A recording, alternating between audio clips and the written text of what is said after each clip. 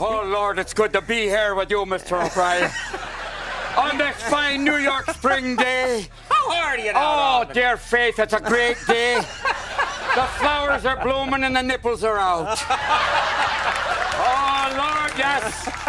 It's nice when there's just enough sun for the girls to put on the tank tops and then their little friend. Robin Williams made the world laugh for 40 years, but behind every joke was a man screaming for help. At night, he locked himself in rooms to protect his wife from violent sleep attacks. During filming, he forgot lines he'd known for decades. He put his watches in socks and hid them at friends' houses, convinced someone was after him. His makeup artist held him while he sobbed after every scene. Everyone saw the symptoms. Nobody saw the disease. What they found in his brain would change everything we thought we knew. Robin Williams was born on July 21, 1951, at St. Luke's Hospital in Chicago. On the surface, his life looked perfect. His father, Robert Williams, was a senior executive at Ford Motor Company, and his mother, Lori, had been a fashion model. They lived in a big house, had plenty of money, and all the comforts a child could ask for. But Robin's world was cold. His father was always traveling for work, and his mother, charming but distant, kept things formal, not warm. Hugs were rare. Love had to be earned. Robin quickly learned that if he wanted attention, he had to perform. Be funny, be impressive. Just being himself wasn't enough. That lesson would follow him forever. At age 12, the family moved into a 40-room mansion in Bloomfield Hills, Michigan. It was huge, fancy, and unbelievably lonely. With his father at work and his mother busy with social events, Robin was left alone for hours, sometimes days, with only the staff for company. But he didn't sit around sulking. He filled the silence with voices. He'd talk to imaginary friends, create characters, mimic relatives, invent entire worlds in front of the mirror. The house became his private theater. Every room was a stage, every echo a punchline. While most kids played outside, Robin was inside performing for ghosts. His comedy started there, in that silent mansion where no one told him what was funny or not. He figured it out on his own, but school was no escape. Robin was short, chubby, wore glasses, and didn't fit in. Bullies made his life miserable. They teased him, stole from him, even hit him. He'd come home with ripped clothes and bruised pride. Then something changed. He noticed that if he made them laugh, they backed off. They stopped hitting, so he leaned into it. A quick joke here, an impression there, and suddenly he had power. Laughter became his shield. It didn't just protect him, it gave him control. The more he made people laugh, the safer he felt. And the more he was praised for being funny, the more he relied on it, until it became the only version of himself he knew how to show. Robin didn't just get his funny bones from trauma, he also got it from his mother. Lori Williams had sharp timing, clever one-liners, and could shut down a conversation with one sarcastic glance. Robin watched her closely. He memorized her rhythms, her pauses, her way of making people laugh without ever raising her voice. But he also saw something darker. His mother seemed to only light up when he was performing. If he stopped being funny Robin, her smile disappeared. So he learned how to keep the show going. Always know your audience. Read the room. Be the version of yourself that gets applause. It was a skill that would make him a star and also leave him terrified of silence. When he turned 16, everything changed. The family moved to Tiburon, California, and Robin enrolled at Redwood High School. That's where he met drama teacher James Dunn. Dunn saw what no one else had: raw talent, buried under years of self-defense. Robin joined the drama department and immediately came alive. Here, his voices and characters weren't weird. They were celebrated. He could finally channel the chaos in his head into something real. His classmates were stunned by his range. One moment, he'd be a shy British butler, the next, a loudmouthed New Yorker. Every prompt turned into a one-man show. For the first time, Robin didn't feel alone. He felt seen. By senior year, he wasn't just part of the drama club, he was the drama club, and he was ready for something bigger. In 1973, Robin took a leap and got accepted into Juilliard, one of the most respected art schools in the world. He was one of only 2 students admitted to their elite acting program that year, the other, Christopher Reeve. But the prestige came with a price. Juilliard taught strict classical acting, Shakespeare, breathing techniques, stage discipline. Robin was a hurricane of ideas and impulses. He didn't want to follow the rules. He wanted to rip them up. While others recited monologues, he exploded into improv. The school admired his talent, but didn't know what what to do with him. After 3 years, he'd had enough. In 1976, he dropped out. It shocked everyone. Leaving Juilliard was like quitting the Olympics halfway through. But Robin said staying would have killed his spirit. He needed freedom, not tradition. Back in California, he dove into the stand-up comedy scene. He performed at the Holy City Zoo in San Francisco, and later the Comedy Store in Los Angeles. His style was electric. He didn't just tell jokes, he became them. One minute, he was a Russian cab driver, the next, a disco-loving alien. He'd bounce between voices so fast, it was like watching 10 people trapped in one body. Audiences didn't just laugh, they leaned forward, completely locked in. Comics like George Carlin and Richard Pryor took notice. Pryor even became a mentor. Robin wasn't just good, he was a storm. People left his shows with their faces hurting from laughter. He could do in 10 minutes what others couldn't in an hour. By 1977, he moved to Los Angeles. He started performing regularly at the Comedy Store on Sunset Strip. That's where TV producers hunted for new talent. And that's where Gary Marshall found him. Marshall was already a hitmaker, producing shows like Happy Days. One night, he saw Robin perform and immediately knew this guy wasn't just funny. He was different and casted him. The genesis of Robin Williams' meteoric rise began with what seemed like a desperate creative decision on Happy Days. In 1977, producer Gary Marshall's 8-year-old son, Scott, suggested adding a spaceman to the show after seeing Star Wars. The writers hated it.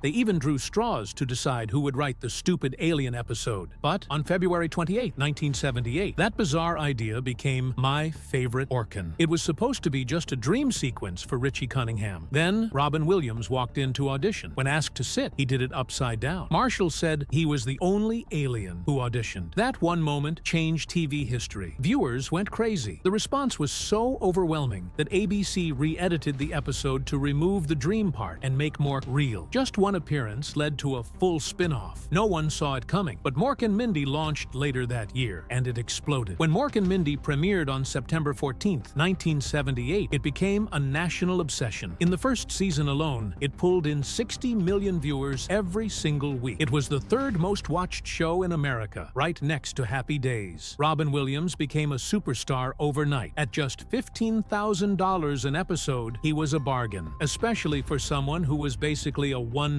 hurricane of comedy. His face landed on the cover of Time in March 1979. Kids were wearing Mork t-shirts, lunchboxes, coloring books, toys. Mork was everywhere. But behind the laughs, the writers were in survival mode. People believed Robin just made up his lines on the spot. That myth made the writers furious. One of them joked, "We're up till 4 in the morning writing Robin's ad-libs." They worked like mad, 10 in the morning till 4 at night, just to keep up with him. Some turned to cocaine. Others, like David Mish, lived on sugar. Robin didn't wing it. He memorized the whole script after one read. Sure, he went wild during rehearsals, but when the cameras rolled, he hit every line perfectly. His chaos was precise. Hollywood couldn't ignore him. In 1980, Williams got his first big movie role, Popeye. It had a $20 million budget and was filmed in Malta, where they built an entire village that still exists as a tourist site. The movie earned nearly $50 million, but critics hated it. Williams called the set Stalag Altman, mocking how difficult the shoot was. Still, it proved he could carry a film. Even when the script or direction failed him, he had star power. Popeye wasn't a hit, but it opened doors to the roles that defined his career. Good Will Hunting, Mrs. Doubtfire, Dead Poets Society. But while his career exploded, something darker was eating away at him. During the Mork and Mindy years, Williams was consuming a gram of cocaine every couple of days. Even when he confessed it to a doctor in 1991, the doctor brushed it off because drug use was just that normalized in Hollywood. But friends saw the damage. Comedian Mike Binder remembered a moment in the early 80s when Robin saw a gram in his pocket. He asked for a hit, disappeared into the bathroom, and came back with the vial completely empty. It took him minutes. Others remembered him begging before shows. "Got any blow? I can't go on without it." But unlike most users, cocaine didn't hype him up. It calmed him. "Most people get hyper on coke," he said. "It slowed me down." For him, cocaine was a hiding place. Then came the shock that changed everything. On March 5, 1982, John Belushi died of a speedball overdose. Robin had been with him the night before, hanging out at the Chateau Marmont. Belushi seemed tired, playing guitar while high on Quaaludes. Robin went home and told his wife he was with this lady. She was tough, scary. That lady, Kathy Smith, would inject Belushi with the cocktail that killed him. Robin found out the next day on the set of Mork and Mindy. He was stunned. "What? I was with him last night," he kept repeating. Belushi's death rocked Hollywood. For Robin, it was terrifying. "Look at you, you little frail motherfucker," he told himself. "You're small change." That could have been him. That would have been him if he didn't stop. Then came the final push: fatherhood. In April 1983, Robin's son Zachary was born. 6 months earlier, Williams quit cocaine and alcohol cold turkey. No rehab, no therapy, no Betty Ford, just pure willpower. A friend said he just quit. He later explained, "The Belushi tragedy was frightening, and for me, there was the baby coming. I knew I couldn't be a father and live that sort of life." By then, Mork and Mindy had ended. His friend was dead. He was about to become a dad. Everything pointed to a crossroads. Most people collapsed. Williams chose recovery, and he stayed sober for 20 years. From 1983 to 2003, he never touched cocaine or alcohol. Instead, he poured all that addictive energy into his work. He became one of the most beloved actors in the world. Films like Dead Poets Society, Aladdin, Good Will Hunting, Patch Adams, Mrs. Doubtfire, they weren't just movies. They were lifelines for people. He was a workaholic, but it kept him clean. He found another outlet too: cycling. He told people, "Cycling saved my life." Instead of hiding in drugs, he rode his bike for peace of mind. But that kind of intensity came with pressure. The public expected Robin to be on all the time. He once said in an interview, "You're only allowed to be sad in private." That kind of life catches up with anyone. In 1987, the world finally saw what he was truly capable of. That year, he played a military radio DJ in Good Morning Vietnam. It wasn't just jokes and noise. He made you laugh hard and then hit you with the pain of war like a punch to the gut. His improvised radio rants were mostly unscripted. The director just let him go. The result? A film that made $123.9 million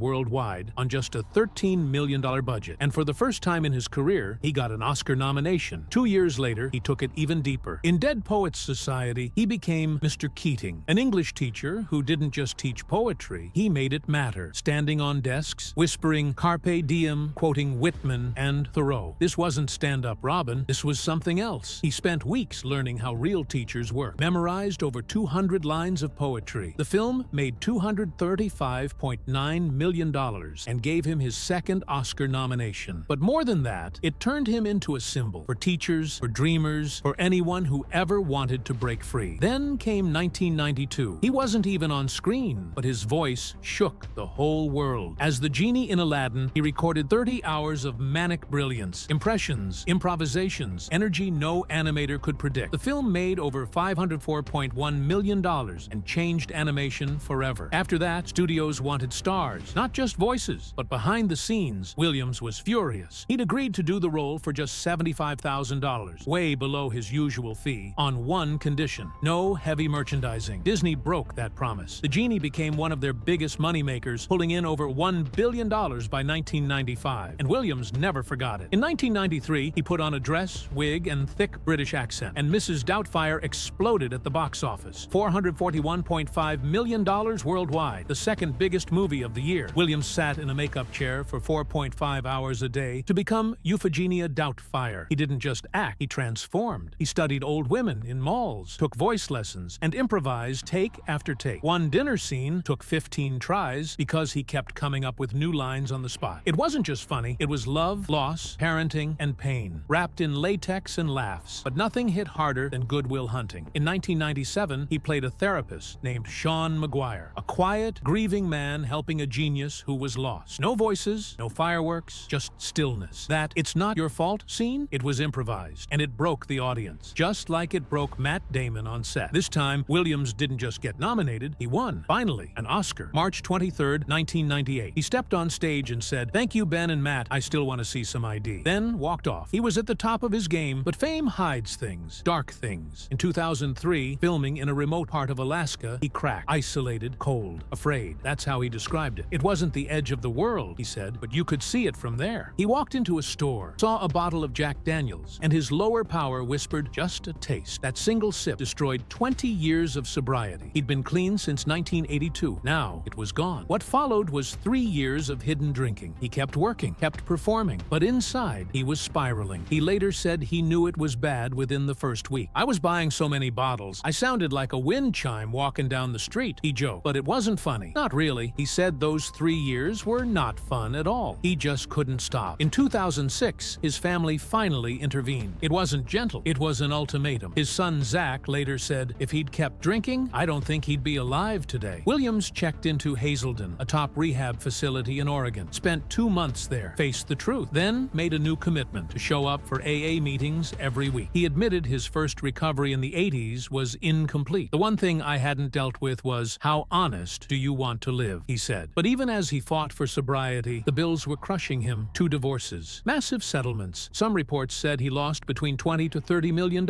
His first wife, Valerie Velarde, got $50,000 a month for life. In 1989 alone, she received over $500,000. His second divorce was even worse. Marcia Garces left him in 2008, just 2 years after his rehab stint. She cited the stress of his addiction. Williams tried to laugh through the pain. Alimony, he once said, comes from the Latin word meaning to rip a man's genitals out through his wallet. Eventually, the money ran out. In 2012, he listed his 653-acre Napa Valley estate, Villa Sorriso, for $35 million. It had everything: library, theater, art gallery, wine cellar. But it had to go. I just can't afford it anymore, he told Parade magazine. He'd earned over $130 million in his career, and yet he was downsizing to survive. He was still one of the funniest people alive. But in March 2009, Robin Williams nearly died. At 57, while on his Weapons of Self-Destruction comedy tour, he felt short of breath. It wasn't just exhaustion. Doctors found his heart was failing. He had to undergo open heart surgery, real life-threatening stuff. The surgeons didn't just replace his aortic valve, they also repaired his mitral valve and tried to fix his irregular heartbeat. This meant stopping his heart, using anesthesia, and even chilling his body to protect his brain. It was that serious. His brother had died 2 years earlier from similar surgery. That fear stayed with him. The operation worked, but it left scars that no one could see. These kinds of surgeries often lead to depression or even PTSD. Some patients experience memory loss or cognitive changes because of the trauma, the anesthesia, or tiny clots in the brain. Williams survived, but he was never the same. 4 years later, he tried to restart his TV career with a sitcom called The Crazy Ones. It had a strong launch in 2013. He starred alongside Sarah Michelle Gellar, and the ads were everywhere. But the magic didn't last. Ratings fell, and by May 2014, the show was canceled after just 22 episodes.